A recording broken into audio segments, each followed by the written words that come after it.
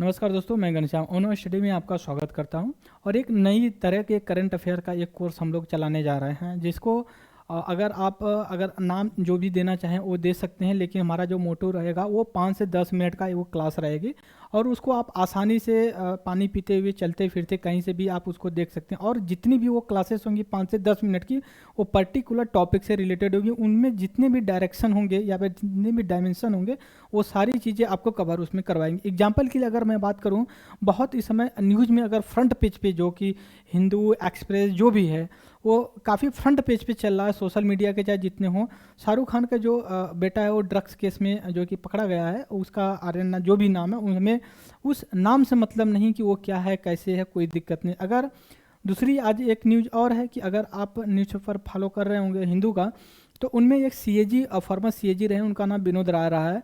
तो उन्होंने एक केस को लेकर के अपोलॉइज किया हुआ है। तो उनमें काफ़ी डिस्प्यूट हो गया है कि मतलब उनकी वजह से कि जो प्रीवियस ईयर मनमोहन गवर्नमेंट थी उसकी काफ़ी मतलब इंसल्ट हुआ वगैरह वगैरह हुई चीज़ें, वो सारी चीज़ें हुई कैसे हुई वो हम लोग डिबेट नहीं करेंगे। बस हमें डिबेट इतना करना है, डिस्कस इतना अपने क्लास में करना है जो हमारे एग्जाम्स के पॉइंट ऑफ व्यू से इम्पोर्टेंट हो, राइट।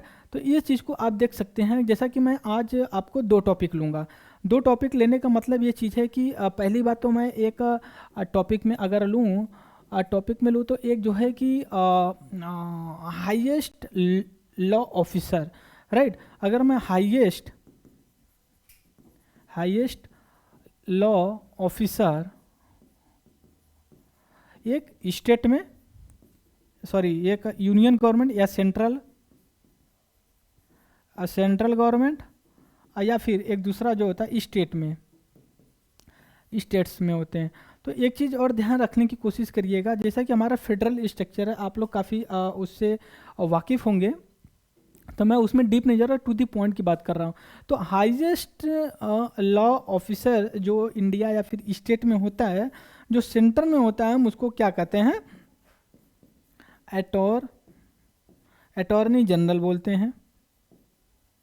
और जो स्टेट में होता है उसको एडवोकेट जनरल बोलते हैं, राइट। ये हमारी जो कि आज की ये 2 ऑफिस जो कि न्यूज़ में होंगे, और हम उसको घड़ी के अकॉर्डिंग, टाइमिंग के अकॉर्डिंग 5 से 10 मिनट में डिस्कस करने की कोशिश करेंगे। डेली में बेसिस पे जो भी नई टॉपिक आएंगी उसको मैं, जैसा कि करंट अफेयर की क्लासेस चले, लेकिन ये जो क्लास होगी काफ़ी मतलब जिस टॉपिक को कवर करेगी काफ़ी कम्प्रहेंसिव तरीके से कवर करेगी। ये हमारा एक नया इनिशिएटिव है।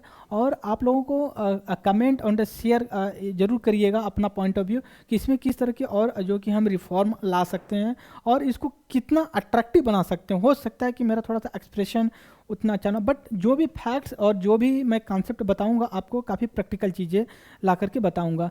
तो हम पहली बार अगर हम इसको लाने की कोशिश करें अटॉर्नी जनरल की, अटॉर्नी जनरल ऐसा क्यों है? अटॉर्नी जनरल न्यूज़ में क्यों है? न्यूज़ में इसलिए है कि शाहरुख खान का जो बेटा है उससे रिलेटेड है, एक फॉर्मर अटॉर्नी जनरल रहे हैं। तो उनका नाम इसलिए इसमें आया है कि वो उनके जो जूनियर हैं वो जो है कि इनके बेटे को बचाने के लिए इनके साथ में जो कि केस लड़ेंगे। तो हमें ये नहीं पता, इम्पोर्टेंट है कि शाहरुख खान के बेटे का नाम क्या है, उसका रहना पीना खाना क्या है, हमें बस इस पोस्ट से इम्पोर्टेंट है।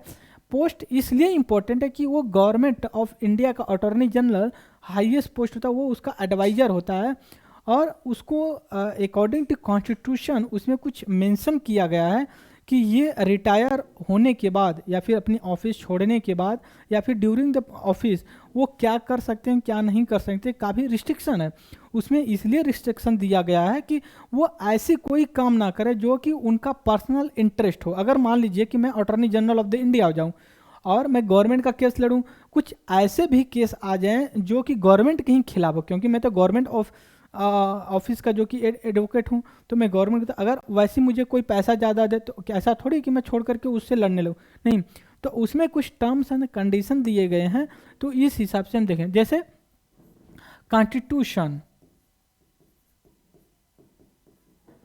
Constitution of India, right, India है, इसमें under article 78, right, under article 78 इसमें कहा गया है कि ये लॉ ऑफिसर होगा, राइट।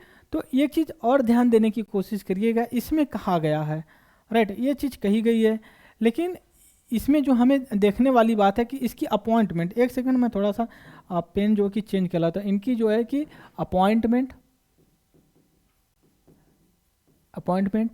एलिजिबिलिटी,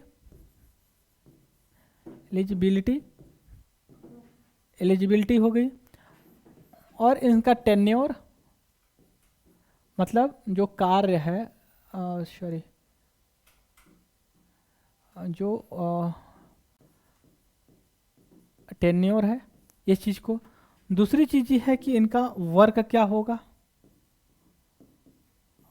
होगा, इनकी सिक्योरिटी क्या है, मतलब टेन्योर की इनकी। तो ये सारी चीज़ें हम 4 से 5 पॉइंट हमें इनमें देखने की ज़रूरत है। दूसरी चीज़, अगर सोचेंगे कि इसको क्यों नहीं अभी ले रहा है, तो इसलिए नहीं ले रहे हैं, अगर आप इसको पढ़ लेंगे तो ये जो सेंटर पे काम करेगा और यही इसी का काम सेम है इसका भी, लेकिन इसका जो कि स्टेट लेवल पे रहेगा, राइट, ये चीज़ें हो जाती हैं। तो अगर मैं कहूँ कि इसका अपॉइंटमेंट होता है, और इसका जो है कि अपॉइंटमेंट कौन करता है, जाहिर सी बात है प्रेसिडेंट करेगा, राइट। दूसरी चीज़ है इसकी एलिजिबिलिटी क्या होती है, एलिजिबिलिटी सुप्रीम कोर्ट के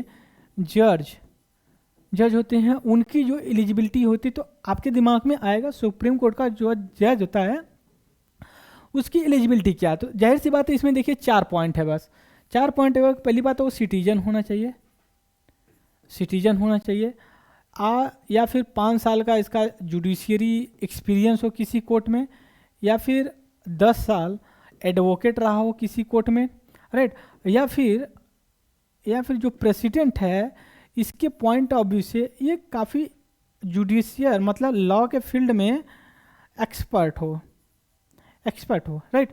ये सारी चीज़ें होगी एलिजिबल। आपको एक चीज़, 2 फायदा हो गया, एक तो इसका एलिजिबिलिटी पता हो गई, दूसरी जो सुप्रीम कोर्ट के जज बनने की जो एलिजिबिलिटी होती है ये भी। एक चीज़ और देख ले सकते हैं कि इनमें मिनिमम एज नहीं है, सुप्रीम कोर्ट की जो जज होते हैं उनका मिनिमम एज क्या होगी कहीं भी डिफाइन नहीं है, लेकिन हाँ मैक्सिमम एज डिफाइन की गई है, 65 and 63 of the high court and the supreme court, right. अभी बात चल रही कि इनकी एज को बढ़ाया जाए या क्या किया जाए, जब आएगा तो वो डिस्कस कर लेना। ये चीज़ होगी, अपॉइंटमेंट हो गई, एलिजिबिलिटी हो गई, वर्क क्या होगा, इनका एज देख लीजिए। वर्क ये होगा, अब सिंपल भाषा में समझिए कि ये हाईएस्ट पोस्ट होती है कंट्री की, ठीक है, इसको, या फिर हाईएस्ट लॉ ऑफिसर या एडवोकेट, ठीक है, law advocate in the country का होता है, और ये एडवाइज देता है किसको, गवर्नमेंट ऑफ इंडिया को, ठीक है। एडवाइस देगा तो वो कौन रिक्वेस्ट करेगा, और ये प्रेसिडेंट कहेंगे कि भाई हमें जो है कि ये वाला काम पे हमें जो कि करो, और गवर्नमेंट। दूसरी चीज़ है टेन्योर देखिए इनका कोई फिक्स्ड नहीं है, ठीक है। फिक्स्ड इसलिए नहीं है कि प्रेसिडेंट जब अपॉइंट करता है तो कभी भी इनको जो है कि रिमूव कर सकता है, राइट, रिमूव कर सकता है। दूसरी चीज़ ये है कि इनका इसलिए और भी नहीं है क्योंकि ये कोई सिविल सर्वेंट या गवर्नमेंट एम्प्लॉय नहीं है, एक नॉर्मली एक एजेंट के रूप में काम करते हैं, और इनको कहीं भी किसी भी समय, और अगर ये रिमूव नहीं कर सकता तो अगर गवर्नमेंट चेंज होती है तब भी इनको हटाया जा सकता है, राइट। तो इसलिए इनका जो कि, और दूसरी चीज़ है कि हर एक चीज़ पे ये एडवाइस देंगे किसको, गवर्नमेंट ऑफ इंडिया को।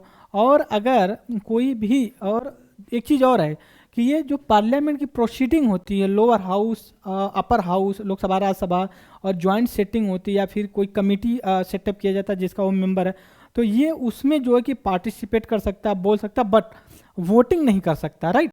वो वोटिंग नहीं कर सकता, वो इसलिए वोटिंग नहीं कर सकता, it is not a member of the parliament, मतलब ये कोई MP MLA नहीं है, बस एक वर्कर है, राइट। और ये ना ही सिविल सर्वेंट। लेकिन दूसरी बात एक भी है कि इसको जो भी पेमेंट वगैरह फैसिलिटी दिया जाता है वो एक MP या फिर जो मेंबर ऑफ पार्लियामेंट होते हैं उनके इक्वल इनको जो कि सारी चीज़ें फैसिलिटी प्रोवाइड किया जाता है।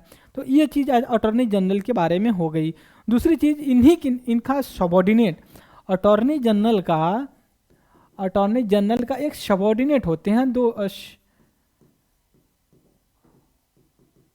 सबॉर्डिनेट या फिर इनका असिस्टेंट बोल सकते हैं। तो वो सॉलिसिटर जनरल ऑफ इंडिया बोला जाता है उनको, राइट। इनका तो कॉन्स्टिट्यूशन में मेंशन है 78 आर्टिकल में, अंडर 78 आर्टिकल में, बट इनका नहीं है कहीं, इनका नहीं। तो मतलब क्या है, ये अगर इनको असिस्टेंट करते हैं, असिस्टेंट करते हैं, या फिर अगर ये नहीं होते तो इनकी जगह ये जो है कि लेकर के वहाँ पे काम करने की कार्य करते हैं। बस इतना ही इनका इम्पोर्टेंट है। दूसरी चीज़ ये है कि अब हम जब इससे अगर बैक साइड में जाएं, तो हमने जो एक चीज़ लिया था अभी कि किस तरह से हम उसको आइडेंटिफाई करने की कोशिश कर रहे हैं, हम अब इसको पढ़ने की कोशिश कर रहे हैं, ठीक है। एडवोकेट जनरल, अब एक चीज़, अब इनका भी अपॉइंटमेंट अगर की मैं बात करूं, अपॉइंटमेंट तो कौन अपॉइंटमेंट करेगा, जाहिर सी बात है गवर्नर करेगा। अगर सेंटर में प्रेसिडेंट कर रहा है तो यहाँ पे इनको रिमूव कौन करेगा, भाई यही करेगा। दूसरी बात, इनका जो है कि एलिजिबिलिटी क्या है, तो हाई कोर्ट के जो जज होते हैं उनकी एलिजिबिलिटी के बराबर होता है। दूसरी चीज़ ये भी है कि इनका जो कि वर्क क्या होगा, जो सेम जो गवर्नमेंट ऑफ इंडिया को ये कर रहे हैं वो स्टेट गवर्नमेंट को करेंगे, राइट, ये स्टेट गवर्नमेंट को करेंगे। ये इतनी चीज़ें यहाँ पे ये देखने वाली बात है। इनका कोई असिस्टेंट नहीं होता, जैसे इसका सॉलिसिटर जनरल होता है, इसका नहीं होता। तो ये चीज़ हम आज दो ऑफिस के बारे में डिस्कस किए हैं। जो हमारी नेक्स्ट क्लास टुमारो की होगी वो हम CAG पे लेंगे, CAG पे लेंगे। वो इसलिए लेंगे कि अभी ये कंट्रोवर्सी जनरेट हो गई है। फॉर्मर CAG नाम है उनका विनोद राय। मैं इसलिए कह रहा हूँ कि उसमें जब एग्जाम में पूछा जाता कि इनका कहेगा कि अपॉइंटमेंट कौन करता है, रिमूव कौन करता है, ठीक है, इनकी एलिजिबिलिटी क्या होती है, टेन्योर क्या होता है, तो ये सारी चीज़ें करेंगे। तो कल से हम इस ऑफिस को डिस्कस करेंगे। आज के लिए इतना ही। Thank you very much the discussion.